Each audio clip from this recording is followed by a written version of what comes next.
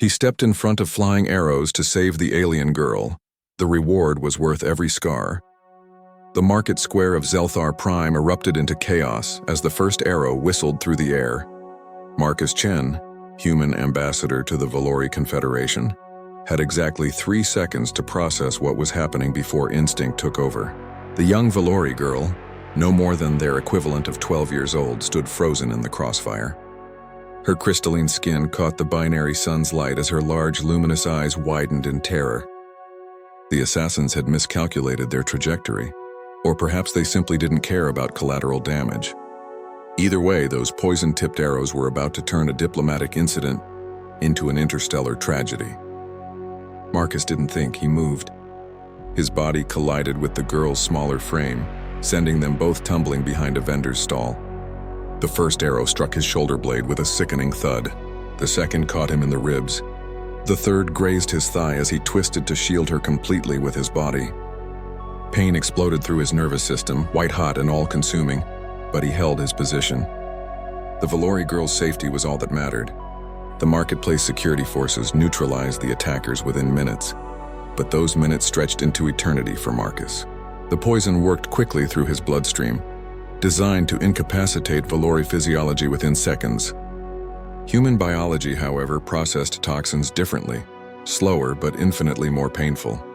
"Stay down," he managed to grunt to the girl whose name he learned later was Silithara, daughter of High Chancellor Vorin. "Don't move." His vision blurred as the world tilted sideways. The last thing he saw before losing consciousness was Silithara's terrified face, her hands glowing with the faint bioluminescence that signaled extreme Valori distress. As she screamed for help in her melodic, crystalline language, Marcus woke 3 days later in the Valori medical synthesis chamber, his body wrapped in regenerative biomesh that hummed with alien technology. Every nerve ending felt like it had been dipped in acid and set on fire. The scars across his back, shoulder, and ribs pulled tight with each breath, permanent reminders that Valori regeneration tech could heal but never erase completely when used on human tissue. High Chancellor Vorin stood at the foot of his medical pod, the tall, elegant Valori leader's crystalline features unreadable as always. But his eyes, those swirling pools of violet and gold, held something Marcus had never seen in a Valori before: raw, unfiltered emotion. "Ambassador Chen," Vorin's voice resonated with harmonics that human vocal cords could never reproduce. "You saved my daughter's life. There are no words in any language, human or Valori, that adequately express what is in my heart." Marcus tried to sit up, winced, and settled back down. "Just doing what anyone would do, Chancellor."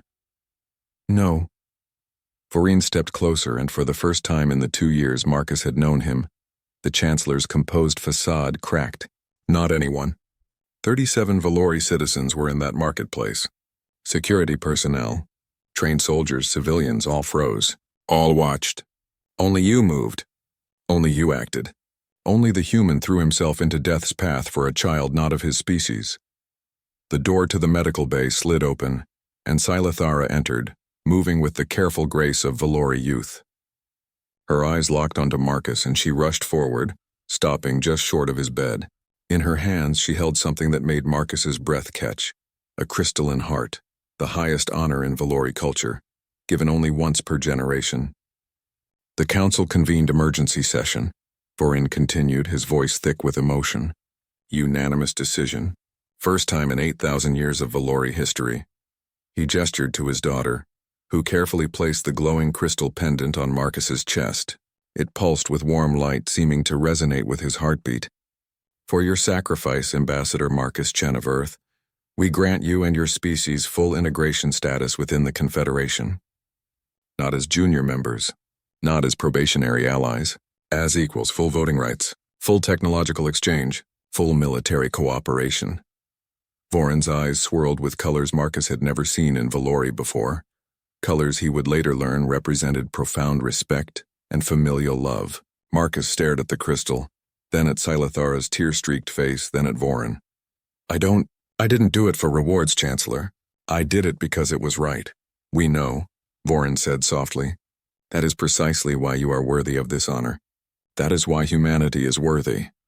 He placed a hand over his heart in the Valori gesture of deepest respect. My daughter lives because of you. But more than that, you have shown us something we had forgotten in our millennia of calculated diplomacy and careful alliances, that some beings will sacrifice everything for others without hesitation or agenda. Silithara finally spoke, her young voice trembling but clear. I asked Father why you did it. Why a human would take arrows meant for a Valori. He said he did not know. She looked up at Marcus with those enormous, luminous eyes. But I know. You did it because you are good. Not human good or Valori good, just good. Marcus felt tears prick his eyes. The scars across his back throbbed with phantom pain, a sensation his doctors said would never fully fade. Each twinge would be a reminder of those 3 arrows, that split-second decision, that eternal moment of agony. He looked at the little girl whose life he'd saved, at her father whose rigid diplomatic mask had crumbled to reveal genuine love and gratitude, at the crystalline heart glowing on his chest that represented a new era for humanity among the stars. Every scar was worth it, every single one. Thank you, Marcus whispered. But the real reward? He smiled at Silithara. The real reward was seeing you alive. Everything else is just bonus. Silithara burst into tears and, disregarding Valori protocols about physical contact, threw her arms around Marcus in a careful hug. Vorin watched his daughter embrace the human who'd saved her life, and for the first time since the incident allowed himself to weep. In the halls of the Valori Confederation, they would tell this story for generations. The day a human taught them that true courage knows no species. The day the aliens learned that humanity's greatest strength wasn't their technology, their adaptability, or their resilience. It was their willingness to be heroes when heroism was needed most.